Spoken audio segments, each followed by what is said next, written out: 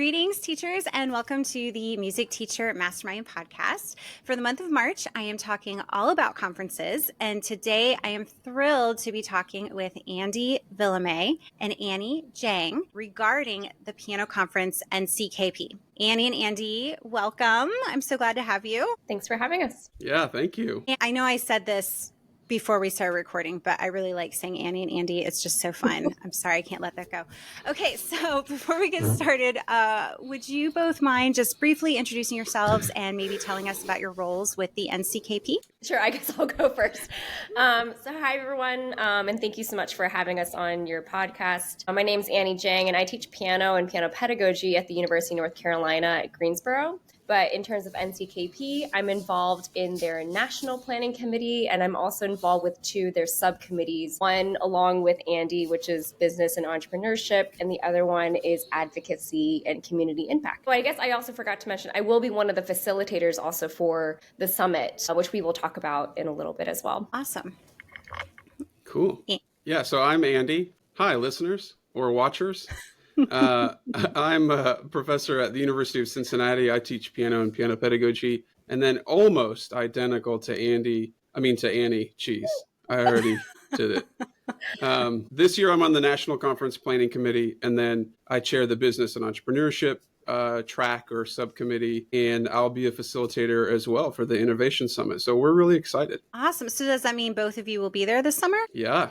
The whole time. The whole time. Yeah. For some reason, I thought, Annie, you couldn't make it. So that's really great. I'm so excited to hear that. I have a bit of a disclaimer, which is that I've been involved with this conference and the planning of it for several years now. And I've always been able to be a part of the online conference, which is one of the components about this conference I think is so great that we have an online conference for those who can't attend in person, because I'm usually not available during the in-person conference. So this is my first time attending in person in Lombard, which I'm very excited about. Yay. Well, we'll get to meet in person because I just got my ticket. I'm so excited. Right. So for listeners who may be new to the conference, would you guys mind giving us a quick overview of what the NCKP actually is? Oh boy. I know. If you have not been to a conference before, specifically a piano conference, NCKP is probably one of the more unique ones because it is in the summertime, and then it is only piano focused, although there's a lot of variety in the way that they organize the programming and all that stuff. But this year in particular, it's Wednesday through half of Saturday, and it's one day of an innovation summit, which is, just imagine the largest, most structured brainstorming session that you can think of. That's just for our profession. And then we have 2.5 days of programming around research in the field, advocacy, wellness. There's a laundry list of topics that it's organized around. And there's kind of events 8 a.m. to the end of the day. And so you can go to any and all. It's probably just one of the conferences I look forward to the most. Annie, what am I missing? Well, I guess it's offered every other year. So I think that's one thing to be mindful of, is that if you don't make it this year, you'll have to wait another 2 years to attend the next one. And I would agree with everything that Andy just said. And what I think is so special and unique about NCKP is the breadth of topics that are covered. And I think the amount of innovation relevance that they are considering as musicians and pianists in the field. We have sessions on jazz, and a lot on mental health and wellness, how music intersects with the medical field.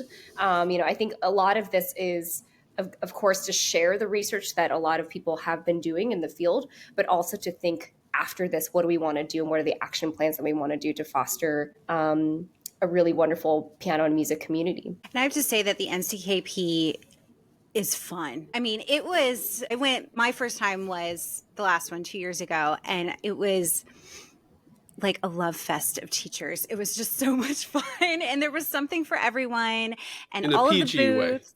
In a PG way. Yep. Yes. We're clear on that. Yep. We'll make sure that it's nice and clean. Yeah. So it was just so much fun. And it was fun connecting with a lot of teachers that I've met through social media.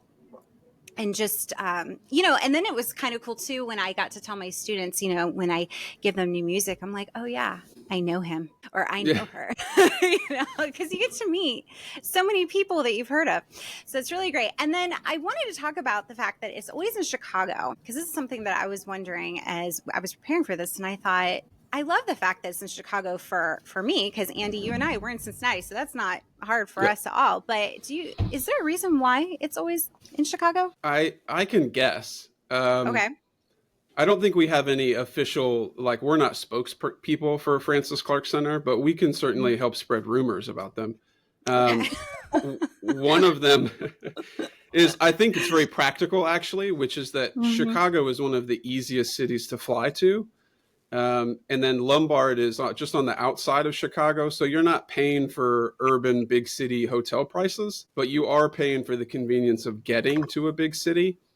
I think the relationship with the Westin Lombard Hotel is really good for the Francis Clark Center planners. I know that they did explore other options this year, but it just was not financially possible because post-COVID prices for hosting a conference is kind of insane. And so that's about the best that I can come up with. Otherwise, people love having it in Chicago. I thought it was great. Okay, I want to go ahead and shift over to this summit, the Innovation Summit that you guys have been talking about. And I kind of looked at it online because we didn't have this the last time, right? This is new. Yes, Right. this is new. So I saw that it's a really big part of this year's conference.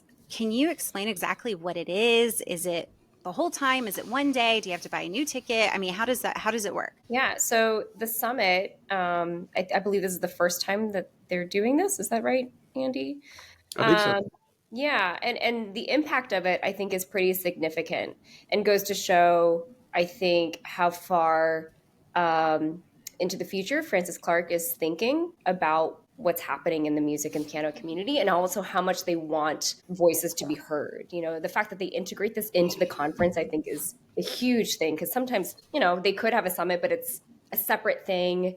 And it wouldn't necessarily be tied to anything. But the fact that it's just one day before the conference, it's part of your registration, but you do have to indicate that you would like to attend. So I actually think, I looked at this yesterday, if you are registered for the conference and you did not say that you were going to attend the summit, you still can go back and there's a link that you can just submit and say, hey, I'm going to be there, be a part of these conversations. But it's just a huge brainstorming session. And so there's 3 tracks.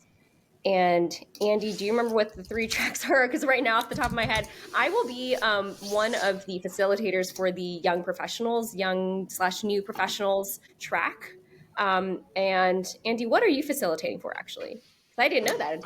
I don't know that I've been assigned, but I remember, so it's young professionals. I think it's collegiate professors, or people who would say that that's the majority of their activities is related to higher ed. And then I think it's practitioners, or basically private music education owners, or somewhere in that realm where you either work for a music school or you own a music school, or the area in between that. And a lot of people overlap. You know, we know a lot of people that do all of those things or 2 of those things. Mm-hmm. And so you'll be facilitated in a direction that meets the needs of that community, or it's, you know, it's almost like the name of your podcast, Jaclyn. We're trying to find these little masterminds and groupthink, so that the best ideas float to the surface, and there's a lot of people with energy behind them ready to make moves after the conference. I was thinking that as you guys were talking about, I was like, oh, this is a mastermind. Exactly. It looks like Randy Faber is going to be the keynote for the summit. Mm-hmm. Right? So is he going to talk and then everybody's going to kind of break off, and that's how it's going to work? Yeah, as to our understanding. Yeah, you can go online, and actually there's already a schedule. Oh. So the summit, it'll start at 9 a.m. You can start checking in an hour before at 8, and it'll start with the keynote, an introduction and a keynote. And then there's kind of this group mixed cohort collaboration, which is titled Imagining the Future. And then there's something called Creating Our Own Headlines and the Power of Piano. It's all kind of outlined on the website, so people can go check it out and see more about what there is going to be. The other thing nice too is that there is a summit FAQ for people who have even more questions as to like what is happening during the summit. But from what I gather, a big part of this is, obviously the brainstorming and having as many people contribute as possible, experts in the field and so on, but also making an action plan for the next 5 years or so. Okay, so I have some questions, and they might be duh questions, but that's okay.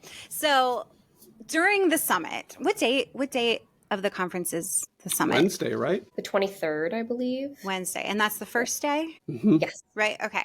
So is there other sessions going on if you choose not to go to the summit, or is this all of Wednesday? Everybody's going? Because you said that you have to indicate if you're going or not, right? Yeah. I believe, I really hope I'm right about this, but I believe that it's the only thing that's happening. So it's separate. And I think that's the intent, is that there are no other conflicting sessions happening, because that can be such a difficult thing during conferences when you have split sessions. You're like, I want to go to this thing, but I also want to go to this. Exactly. And so this just allows a space and a time for people to not have to decide and really just be in a room together. Okay, you just alleviated some anxiety on my end, because I was like, what if there's sessions I want to go to? And how do you choose? Because it's hard enough with all that it offers. For sure. Ooh, this is exciting. You guys just got me even more excited about it than I already was. Yeah, because I've been told to arrive on Tuesday, and then the summit is the 23rd, and then the regular conference proceeds on the 24th. Sounds like so much fun. Okay, before I kind of transition over or switch gears, is there anything else you guys want to talk or say about the summit? We know some of the people that are structuring it, and I don't know how to say this in a nice way, but there are some things that our field does that is a great idea, but we need help from other fields in order to do it really effectively. So to hold an innovation summit, I think usually if you were going to do that, you would not call a piano teacher to necessarily run an innovation summit. But we're lucky because we have colleagues at other institutions or friends of the profession, let's say, that are advising, consulting, if not directly involved in structuring the summit. So this isn't like a fun hang with a fancy title. This is actually very research-based, corporate America-esque innovation summit. And I don't want that to be a negative part about it, but it's just this is how intentional Francis Clark Center is being. Instead of it just being a great idea, they've done all their homework and they've hired the right consultants for it. And that's what makes us maybe even more excited, is because it's so well thought out. Okay, so we'll have the summit on Wednesday, and then we'll have sessions on Thursday, Friday, and is it just Saturday morning, and then everybody kind of takes off? Yeah. That's kind of how it was last time. Well, minus the summit, right? So Do you think that this summit is going to set the stage as we go into our sessions for Thursday, Friday, and Saturday morning? I think that's the hope. I mean, it'd be very different, I think, if the summit was the day after the conference versus the day before. And so I think that having the summit the day before we kick off, 2.5 days of scholarly research, performances, lecture recitals, and all that, and workshops, it's just setting the tone, I think, as to what we want to expect and what we hope to achieve and gain out of the sessions that we attend. I can just say that's exactly, I think it's going to be awesome that it's the first day. Yeah. Okay. Do you know if there's a schedule available already, or when they're going to post that of the other sessions? I think they were hoping to publish it by today, but that could mean early next week. So it should be basically within the next week, I think. Okay. So by the time this airs, that should be on there. And I believe also they're still accepting some proposals right now that are due in March, and that is for collegiate e-posters, performances, and teaching demonstrations.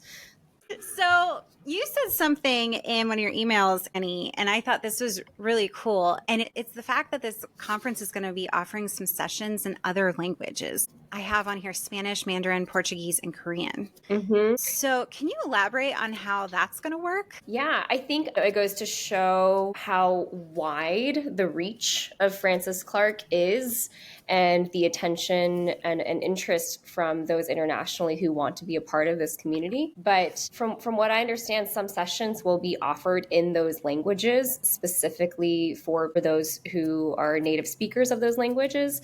And we also have translators that NCKP have hired to translate sessions. So you can still even attend those sessions and they may be delivered in a different language, but someone will be translating it. Wow. And is that going to be available online too? I think so. The online conference, I feel like, is in early June. It's early, right? Yeah. What June is 7 and 8. Yeah. June 7th and 8th? And then if you have an in-person ticket, you automatically have an online ticket, right? I think so. Yes. Okay. But you can also just purchase the online ticket versus the full registration in person, I believe. Yeah. I'm almost positive. I Okay. think you're right about that. Okay, awesome. Yeah, I think if you have younger listeners, something that we could talk about is the presence of a lot of collegiate students at the conference. I feel like I know MTNA has also been trying hard to get more like a younger cohort of presenters. And I think NCKP has done a really good job, especially with their internship program. Like they offer so many wonderful opportunities for students like who are still in school and those who have recently graduated. Like the NCKP and Francis Clark is like a nice bridge, I think, for those who are transitioning from being a student to being out in the professional world. And that goes along with like the webinars that they offer and the online courses, but then NCKP has like an in-person event or online where you can still actually interact and network and such. To be honest too, like I was trying to find the exact wording of all the 3 tracks because I know they have specific names and I can't remember if it's young or new professionals because I think there is a really big difference because I'd like us to like go to stay away from actually using young professionals because sometimes we have like emerging newer teachers or those who are not in school who may not necessarily be in their 20s. You know? Yeah, that's true. There's a lot of, I see on Facebook groups, a lot of people who are saying like, oh, I started a few students in the neighborhood and now suddenly I have a business. I'm 45 years old, like, how do I get started? I kind of would like to talk too about the fact that I think, at least for me, I'm thinking about where I was 10 or so years ago. I never considered myself, I don't want to say serious enough. That's not the right word, but maybe I was intimidated by conferences. Like I kind of thought that you had to have all these, letters after your name and you had to achieve a certain amount of accomplishments that I had never even looked into to go to this kind of thing. But this is a conference if you teach 10 students in your neighborhood, you know what I'm saying? So can we kind of like talk about that, how it is a conference for everyone? Oh my gosh. Yeah. I couldn't have said it better. I would say this conference serves all those people with letters after their name less than it serves the people who are just hungry to learn. And I think it's really designed for those people. Actually, it would be really like self-serving if we all just gave sessions for ourselves. That would be terrible. And instead, I think it's really designed to feed all of the people who are coming into the profession at different career stages and trying to meet whatever hunger they have at different career stages. So Annie and I are mid-career, and we have different needs than people who are emerging professionals, and those overlap too. But that's kind of the beauty of the conferences. Yes, there's a lot of traditional learning in sessions, but I can't tell you how much learning I've done just by the passing conversations I've had with people. And what I have been saying in my grad pedagogy seminar is, in school, and maybe some of your listeners might identify with this, is in school, it seems like there's so much intake. You're taking in so much information. You're being measured every day on your ability to intake information and demonstrate skill related to that knowledge, that you might end up feeling like you just have this, you're about to burst with practical uses for all the information that you have now. I want to actually go serve a community of people and make money. And then when you're a new professional, or you've started a business or a new venture or a new stage, you realize that all your service needs to be balanced with more learning.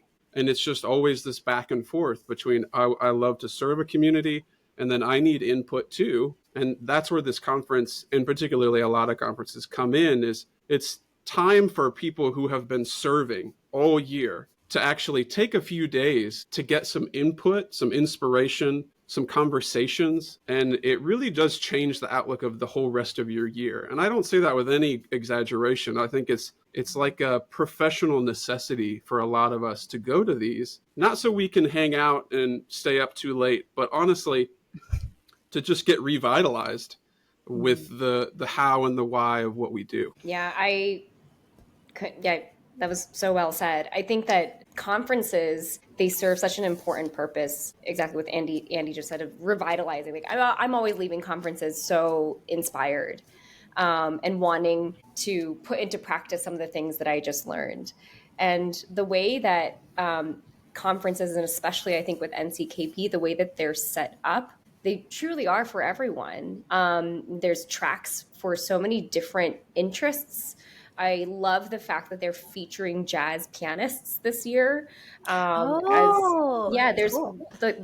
there's I think 4 or 5 featured jazz pianists that are going to be performing and presenting and sharing their work, because that I think is a very relevant need right now for those of us who have been kind of within the academic institution, where our study of non-traditional music styles is not explored as much. And I think a lot of teachers are very uncomfortable with playing jazz. And so they're tapping into that. And like, we're all learning from one another. And, those hallway conversations, or, transitions in between sessions, like those are just as valuable as what you would get from sitting in a session as well, right? Of just, you're refilling your water bottle or getting a drink, and the person next to you just happens to be your next possible mentor. That actually did happen to me one time. Like it was at an MTNA conference, and I just happened to start talking to someone, and they've kind of become one of my mentors since then. So you just never know. And for all like the listeners who maybe they haven't been to as many conferences and maybe are slightly intimidated, I love the use of all the letters after your name, because I remember seeing that when I was a student, and I was like, what is all this stuff? What are all these certifications? Like, am I supposed to have that too? But yeah, I think the mindset of when you go to a conference, it can be kind of scary, especially maybe if your personality is not the kind who wants to go up to a stranger and introduce yourself, and I think that there's different ways to navigate that. You don't have to have the most outgoing personality, but even if you're sitting at a session, the person next to you, like quietly, you interject a few comments and introduce yourselves, I think that's totally fine. But I know that can be a stressor for some people, for sure. Oh yeah, we have lots of introverts. With what we do. We are. And I actually, I'm not. And when I went to the NCKP the last time, I would see, I remember I met Nicola Canton and I was like, hi, oh my gosh, I love all your stuff. And she took a step back. And I know that I can say this because I think she and I have talked about it since. And I noticed, I was like, oh, I need to take myself a tone down, because, I feel like there wasn't a ton of us extroverts. But by the end, you could tell people would really start to warm up. And another thing that I really loved about it is when I went the last time, I was in a bit of a transitional stage with my own studio. I was transitioning more to group piano. There was a few things that I really wanted to look at. And I noticed when you look at the sessions, you really can find something for any part of your journey, whether it's structuring your business, your policies, group lessons, private, whatever. It was really interesting how the group of us that went, how we would look, and we kind of all went to our own sessions the whole time because we're all in different stages. And so you will really meet friends no matter what, even if you're not scary like me. Yeah, it's true. Annie and I could probably tell a lot of stories from conferences, some of which can't be repeated, but the best ones are, I think, these accidental friendships and mentoring relationships that really they sparked simply because, first of all, you showed up. That's step one. Pay the fee and show up. And then the next is just take a risk. Take one risk. Asking somebody a question that you want to learn from. I would be happy to give a shout out to my friend Eric Branner, who runs Fawn's Music by Alfred. If you have any questions for Eric, he will tell you everything that you want to know about running a private music studio and all of the issues that go along with that. And he's just one of the many super generous, extremely intelligent people. And I would expect that this year's NCKP, there's, I don't know, 1,500 to 2,000 of those people. And so that's another reason why it's exciting, is that the moment I choose to go get a coffee after a session, there's probably 15 people that I could really learn a lot from and have a great conversation with just on the way to go get coffee. And so it makes the feeling of the whole, 3.5 days really like there's a tangible excitement of, oh, what am I going to learn next? That it will have me reeling for a few days after, like inspired or filled with more questions and answers or, fun things. Yeah. And even in the elevator, I remember making friends with people in the elevator, because we all have our lanyards and your names, and you're like, oh, where are you from? And yeah, it was a great experience. And sometimes, this might sound kind of dramatic, but not quite a life changer, but pretty close for me, because it really helped me when I needed it with my own studio. And since then, I have made so many connections that have led me in so many different directions, which I don't know if that would have happened had I not gone the last time. It would not have. I can say that. It would not have. Yeah, there you go. I probably would never start this podcast either, because people who helped me start it, I met at the NCKP. So Amazing. There you have it. Okay. Is it worth talk about like I just kind of want to mention that I believe there were something close to 600 proposals for conference sessions, which Andy and I, as part of the planning committee, we had to review all of those. It just goes to show the quality of the content that you're going to see, I think, at this conference. The process that we go through, it's a double blind process too, which is not always utilized at conferences. So the national committee will review all of them without any of the names, nothing. And then the specific subcommittees will also then review them as well to get like a second score and a second opinion. And then we take a look at all of that and select based on numbers who's presenting at the conference. So it really goes to show, first of all, how many people submitted proposals. That's incredible. And also just the vetting and the process of the content that's being shared at the conference. Wow, I didn't realize that it was a blind selection. So you don't see the names. That's cool. I didn't know that. We see afterward. But that's really to make sure that, one person isn't presenting 14 times. And so what I really love is that the process is really intended to get high quality sessions. And that's exactly what happens. There's plenty of things that are invited, like there's PedX talks, which are really inspirational. Those are more storytelling, but those are invited. But there's a lot of traditional program that's just vetted for quality, not anything else. So, I'm just trying to think of Annie. We could talk a little bit about the trends that we saw in the sessions that we reviewed. So, there's so many sessions on diversifying repertoire that I'm really excited about. There's a lot of sessions, at least Annie and I reviewed for the business and entrepreneurship track, that I think really balance the hard and soft skills of running a business. So, for instance, you mentioned Nicola. She was there last year, and she talked about data collection for your studio. And I was just enthralled because it was so practical and so engaging. And then this year, we're going to have a nice balance between, some people talking about different business models that would actually be really helpful for your studio. The different types of business operations needed for mostly private teaching versus group teaching.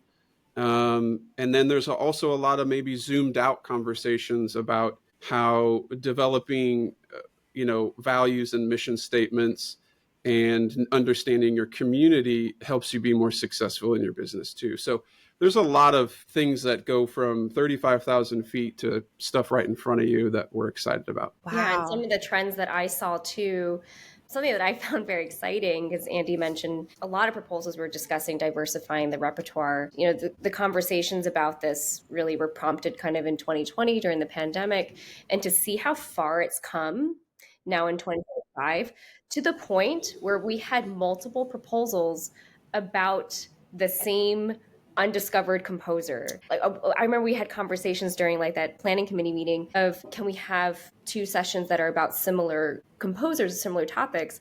And I'm thinking, man, like 20 years ago, we would have had so many proposals about Beethoven sonatas. And now we're arguing like, how many Florence Price presentations can we have? So I think like that's an amazing milestone to reach. And then the other second thing that I thought was really interesting about the trends in terms of proposals and the topics were about wellness, and the intersection of music and the medical field, and not so much of just music therapy, but really about how music can be used as a healing tool, like for the physical self. And that I think is really fascinating. I was going to ask you guys if there's any trends as far as like the neurodiverse student or anything like that, because that seems to be a pretty hot topic. Yeah, here's what I remember. Because in my experience, teachers seek out that information not really in a preparatory way. They seek it out when they realize how close they are to serving that population, and how their skills can be adapted very easily to serving that population. So I find that they have an experience where they realize, oh, I could do that, and they're in my community, so I'll go seek it out. And it could be anything from small changes in your teaching strategy for those who have dyslexia, to working with a whole care team of people and being a music teacher along with an OT, speech therapist, PT for one particular student who has a range of needs, and probably diagnoses that are way over your head, but you can still serve and be a part of, their journey and using music to improve their quality of life. So the ones that we see are kind of smattered within that big umbrella, which is people telling stories about the communities that they've served. And then we have some experts who actually, the word expert is maybe very apt. Like they study, they research, and they've been doing it for years. And so they want to provide practical tips for teachers who are just getting started with it. Awesome. Wow. Oh, I'm so excited. Especially since right now, it's February and it's cold. I think it was July and summer. Warm happiness. Okay, this is great. I'm thrilled to have gotten a little bit more of a peek into this conference, especially with the summit. I really appreciate you guys talking about that. And again, anything else that we want to say before we sign off? Go Any get your ticket. Yeah, spend the money. Yeah.